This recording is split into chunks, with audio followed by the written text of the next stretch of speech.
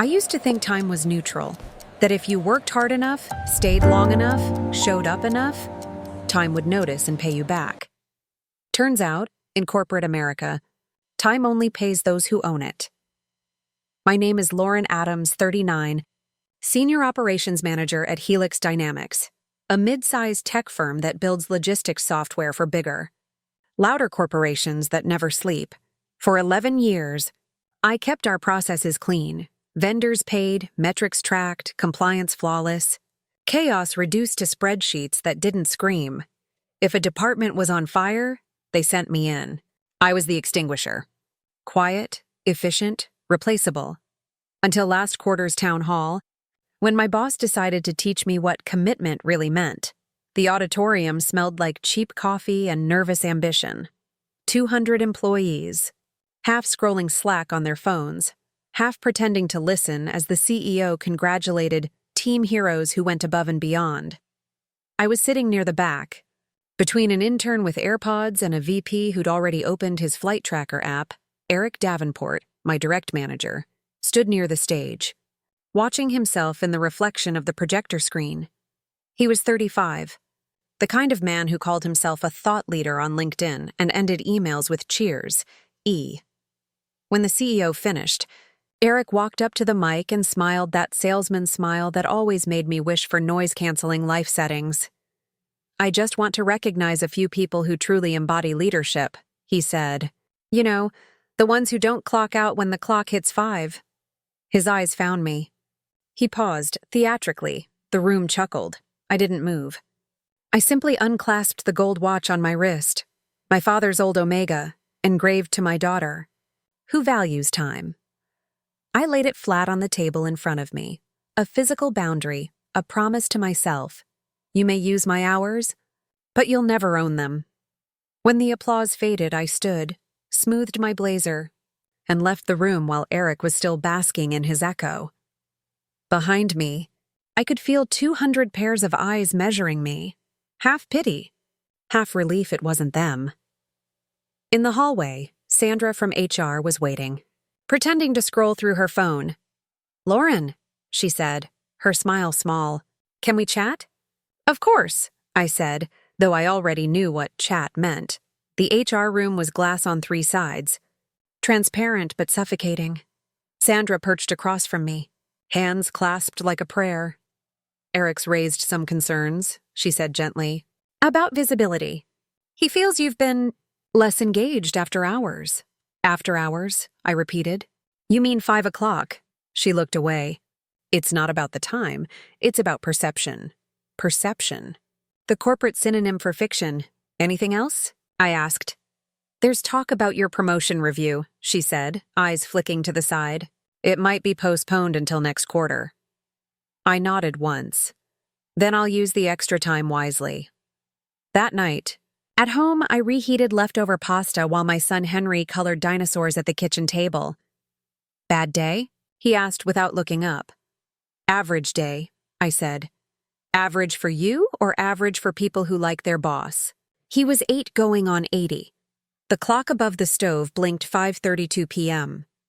We had a rule: no screens, no work, no Slack pings after 5. Henry enforced it better than HR ever could. He looked at my wrist. "You took off Grandpa's watch." "Just for a bit," I said. "Needed to remember why it matters," Henry shrugged. "Grandpa said the watch works best when people don't." I smiled. He did say that. My father used to run an auto shop in a small Pennsylvania town. He never missed a school play, never worked past 5. When I graduated, he gave me the watch. "This," he said, "is what time looks like when you own it. Don't let anyone rent it cheap." 2 days later, I got an email from HR subject, "Updated employment agreement. Please sign by Friday." Inside was a new contract. I scrolled through. Standard clauses, same salary, same benefits. Then I saw it, a new non-compete section. Bolded, tucked between confidentiality and arbitration, employee agrees not to engage in any operations or consulting services similar to Helix Dynamics for a period of 12 months following separation. Clever, they were locking me out before firing me. I didn't sign. Or 48 p.m. that Friday. Eric stopped by my desk. "Hey, Lauren, saw you haven't signed your updated contract yet. I'm reviewing it." He grinned. "It's standard. Legal just added some boilerplate. You know, protection stuff." "Protection from what?" He smirked. "Let's just say we've had people leave and leverage company processes elsewhere. Wouldn't want that, right?" He tapped the corner of my desk, a gesture halfway between friendly and ownership, and left. I looked down at my desk. Laptop, mug, USB drive, the watch glinting in the lamplight. I thought, time leaves trails. That weekend, I took Henry to his soccer game, while the parents shouted from the sidelines. I answered emails on my phone. A woman next to me, another mom, laughed softly. "Corporate firefighting? More like arson prevention," I said. "Do you ever stop?" She asked. I glanced at the kids running after the ball, the sun warm on their hair. "Ask me at 5, I said. Monday morning.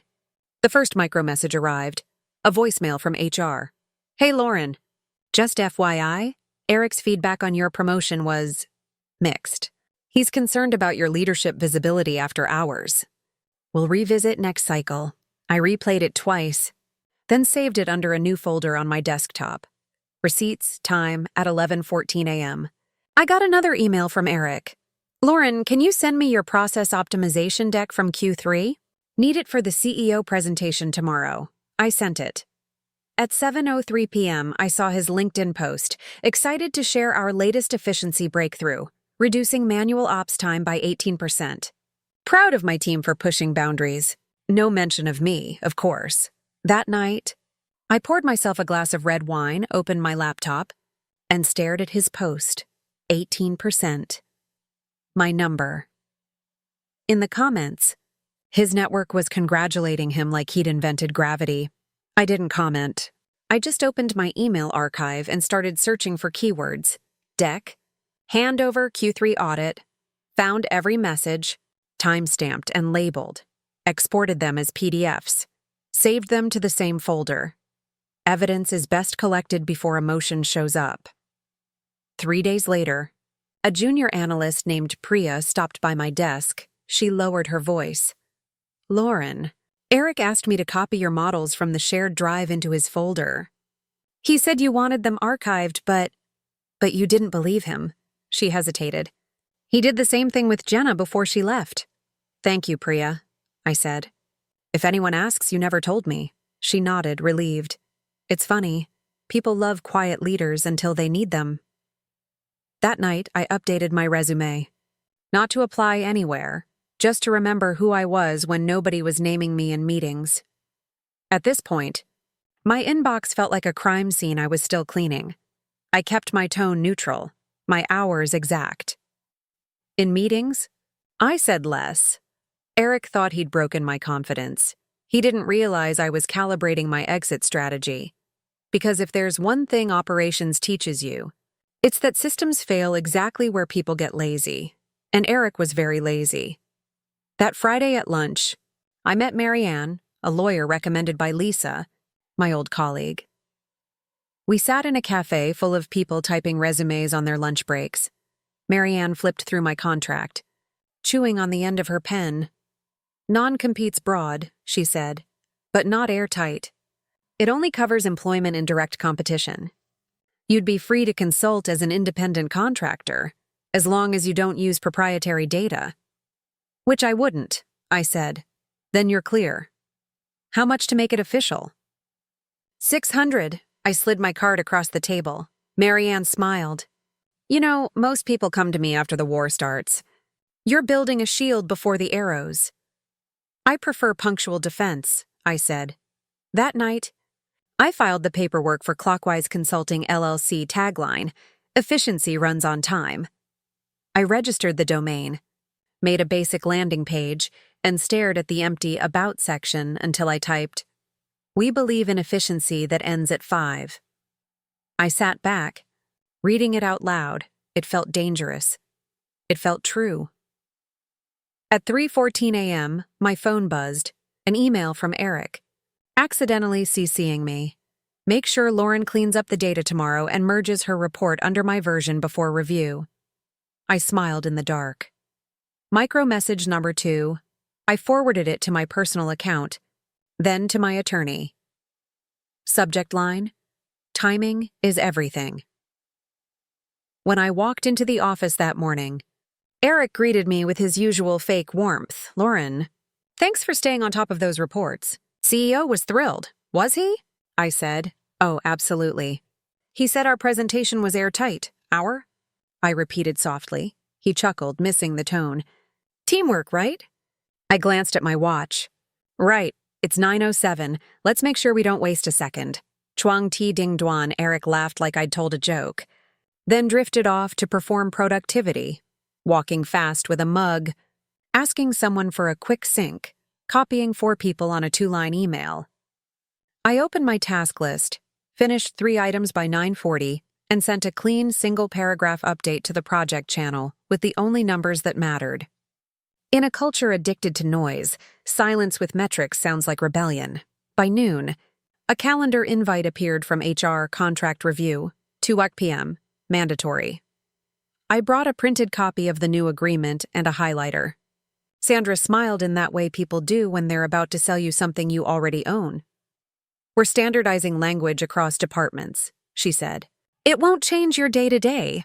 It changes my year-to-year, I said, tapping the non-compete. This bars me from independent work after employment, even if I don't use proprietary software. She slid a prepared FAQ across the table. It's industry standard. Industry standard and legally enforceable are cousins, not twins, I said. And then I smiled the way my father smiled at salesmen who called themselves experts. I'll continue under my current contract. If you require signatures on new terms, I'll need counsel to review. Her eyes flicked, a tell I would have missed 10 years ago. There could be implications for perception, I finished. I'm comfortable with the perception that I read before I sign. The meeting ended when the clock did. I left at 2:30 with my unsigned contract and a quiet satisfaction that felt like a properly aligned gear. That evening, Henry and I stopped by the park on the way home. He sprinted toward the swings. I sat on a bench under a tree that had the good sense to grow at its own pace. My phone buzzed. A text from Ben board meeting Monday. Want you in the room. We're moving the efficiency contract external. You okay walking in at 9? I looked at Henry pumping his legs, timing his arc. I'm okay walking in at 9, I typed, and leaving at 5. That's the point, he replied. I slept fine that night. Rest isn't a luxury. It's logistics. On Sunday afternoon, Eric tried a different game. A Slack ping from IT. Heads up, file access flag on your account at 01:12 last night. Large download from the ops share. Security wants to confirm it was you. At 01:12, I was asleep with a book face down on my chest. I replied, it wasn't. Then I called Marianne. They're building a breach story, she said after I forwarded the alert. Don't touch a thing. Monday morning, have IT pull the DLP logs and machine ID. If they push, respond in writing. Paper first, panic never. Paper first, I repeated, and heard my father in her cadence. I came in early Monday 8:17 and walked straight to IT. I saw the flag, I said. Please pull device IDs, MAC addresses, and login locations for the event at 01:12. Also, the SSO logs that show whether a second factor was used. The engineer, a tired man with a coffee that looked like a cry for help, typed for 3 minutes, then frowned. This shows your user but not your device. It's a kiosk in the executive conference area. Badge logs. Security has them, I said. Let's ask. At the guard desk, Sheila scrolled through the weekend entries, then turned the monitor toward me. 057 Eric's badge. 0101 same. 0105 conference room door. 0113 exit. I didn't smile. I just thanked them both and sent myself a photo of the screen from the guard's phone while Sheila tested the camera. Then I wrote an email addressed to HR, IT, Legal, and Eric. Subject, Anomalous Access Event. Request for forensic confirmation. 01:12 this morning. DLP flagged a large download from the ops share under my user. I did not access the Office or VPN during that period. Preliminary review indicates the access originated from the Executive Conference kiosk, device ID, kiosk CFA04. Building security badge logs show entry 05701.13 for Eric Davenport, attached photo for reference. Please confirm device logs and initiate a reset of all kiosk admin passwords. I will refrain from any network drive access until forensic review is complete. Lauren Adams ICC'd Marianne. 5 minutes later, legal replied, "We'll review immediately." "Thank you for the prompt report," Eric replied with a single sentence that smelled like smoke. "Not sure what you're implying." I didn't reply. You don't argue with a match in a room full of sprinklers. At 9, I walked into conference room A, Ben beside me, contract in his folder. The CEO and 2 board members were already seated. Eric stood at the far end, the particular pallor of a man who got less sleep than his plan required. Ben opened cleanly. "We're moving the project external, effective today. We'll be partnering with Clockwise Consulting for the efficiency overhaul." Eric's smile misfired.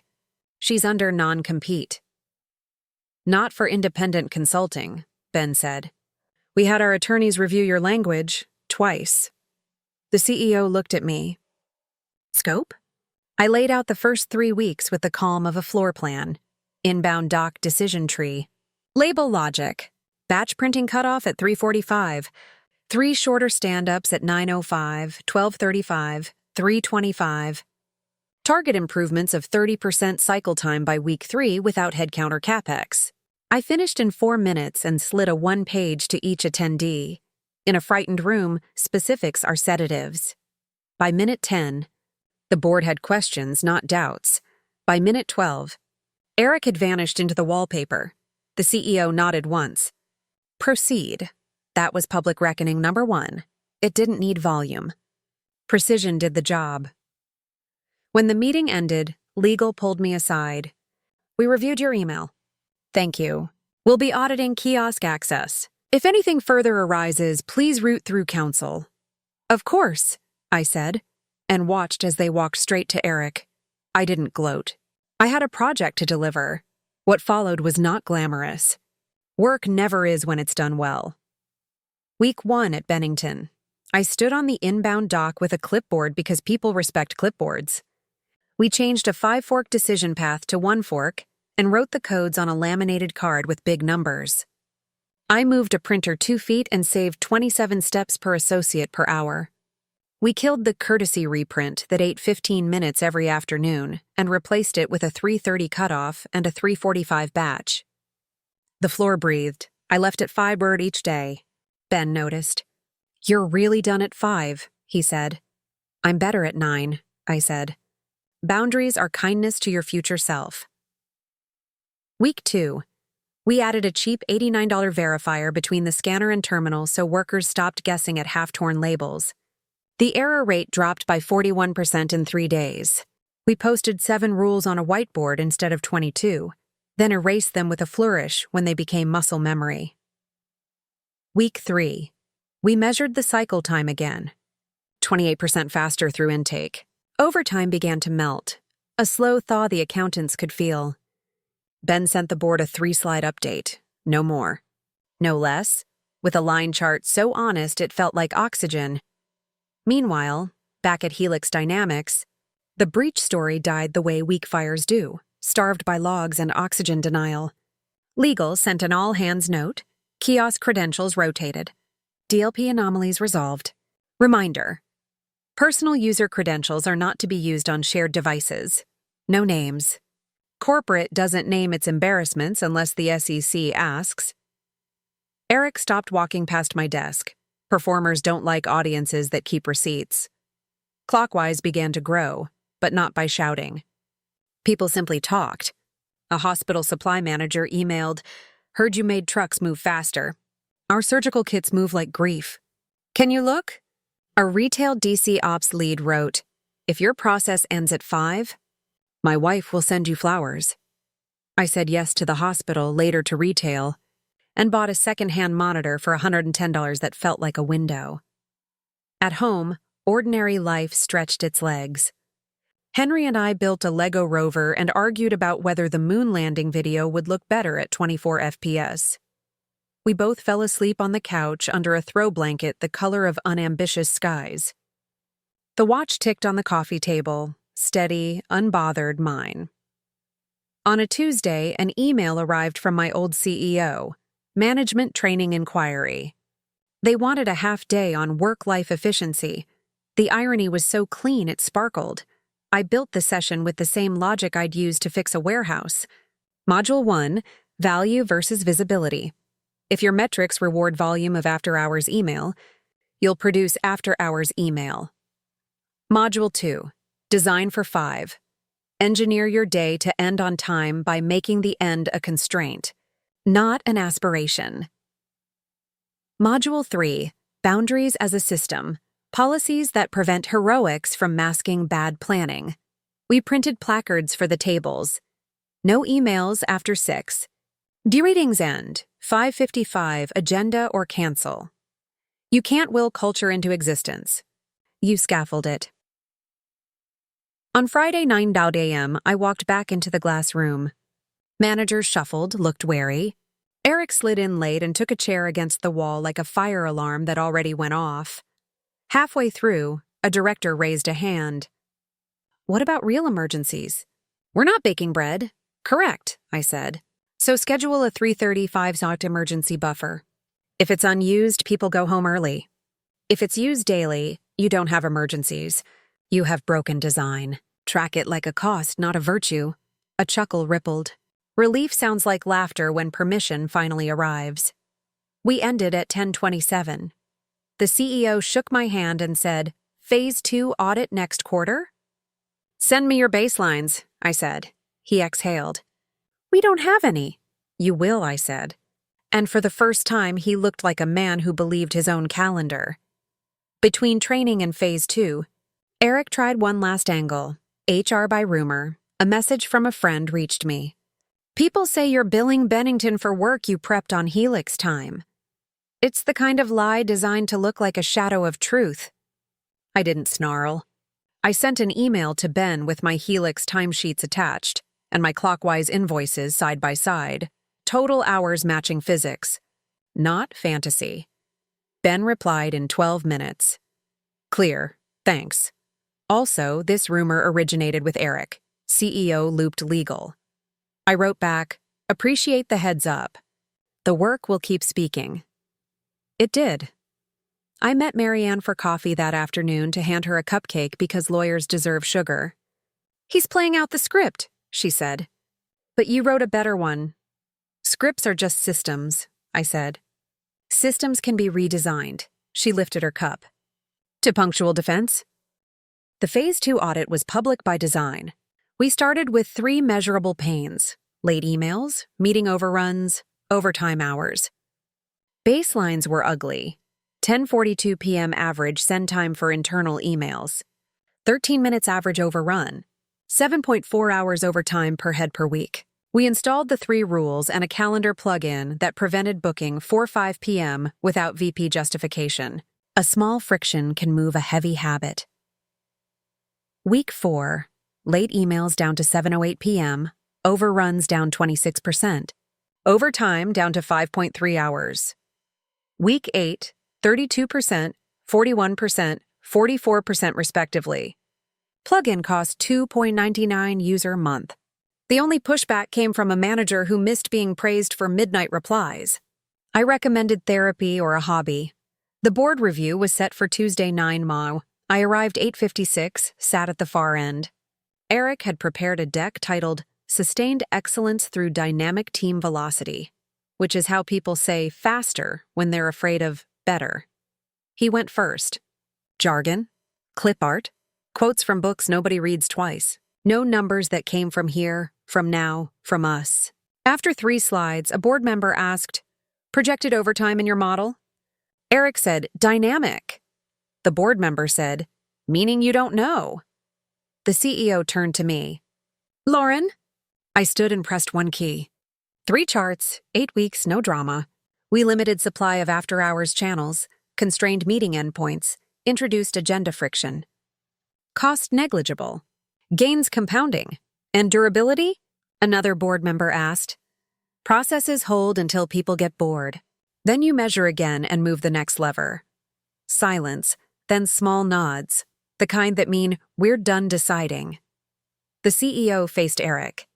Support Lauren's plan. Bullet points by 3 bar.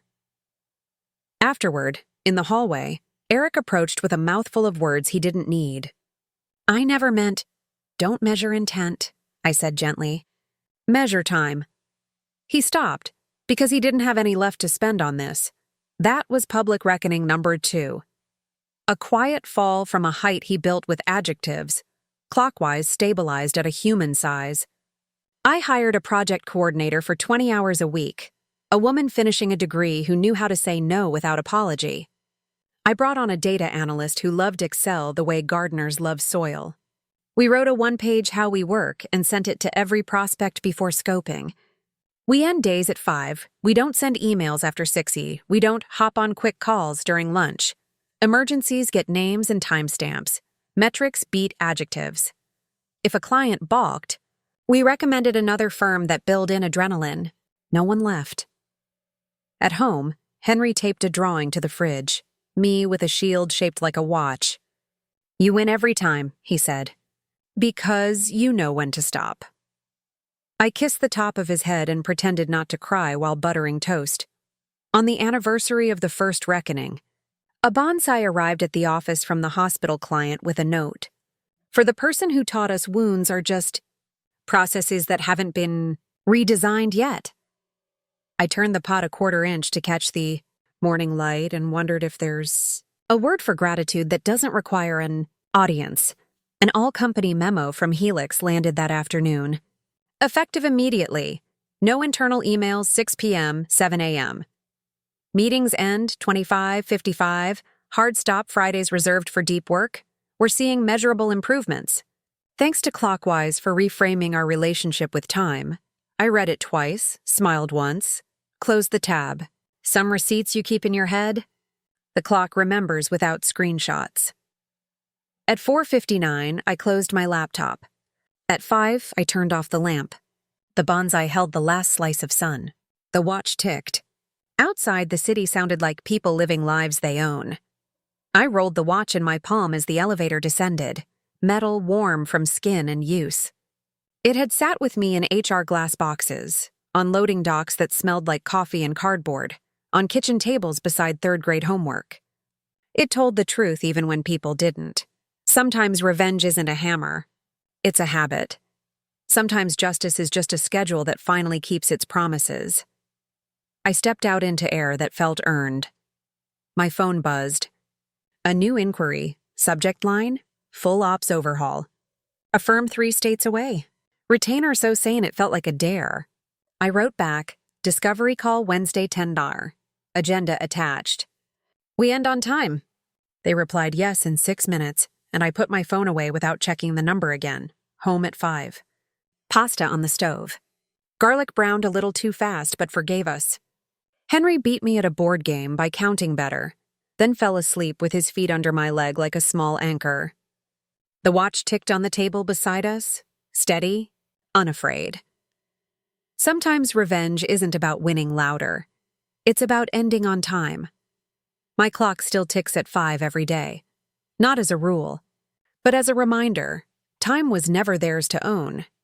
If you've ever had someone steal your hours, your credit, or your calm, take it back, quietly, legally, beautifully, because justice doesn't always need a hammer.